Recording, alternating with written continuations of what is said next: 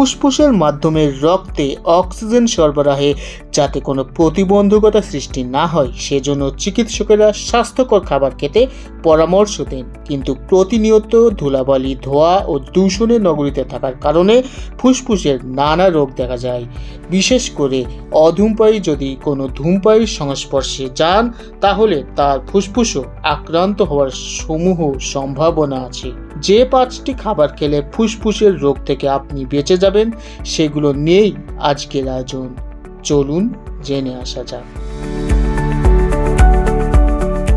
হলুদে থাকে প্রচুর পরিমাণে অ্যান্টিঅক্সিডেন্ট ও অ্যান্টি ইনফ্ল্যামেটরি উপাদান, যে কারণে নিয়মিত হলুদ খেলে তা ফুসফুসের অভ্যন্তরে প্রদাহ কমানোর পাশাপাশি ফুসফুসকে সংক্রমণের হাত থেকেও রক্ষা করতে সহায়তা করে।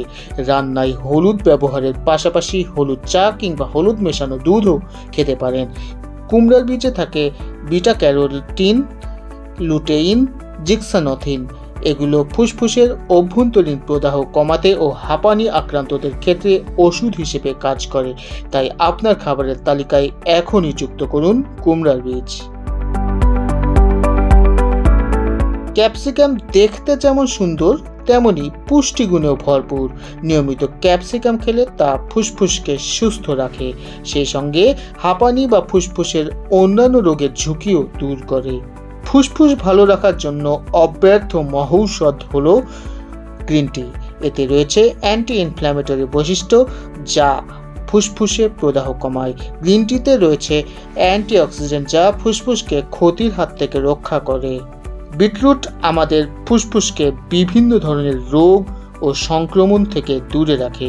এতে নাইট্রেট নামক বিশেষ একটি উপাদান থাকে যা আমাদের রক্তনালীকে সুস্থ রাখে এবং সেই সঙ্গে ফুসফুসকেও শক্তিশালী করে। বিটরুট খেলে সেটা পর্যাপ্ত পরিমাণে বিশুদ্ধ অক্সিজেন সরবরাহে কার্যকরী ভূমিকা রাখে। উচ্চ রক্তচাপের সমস্যাও উপশম করে বিটরুট।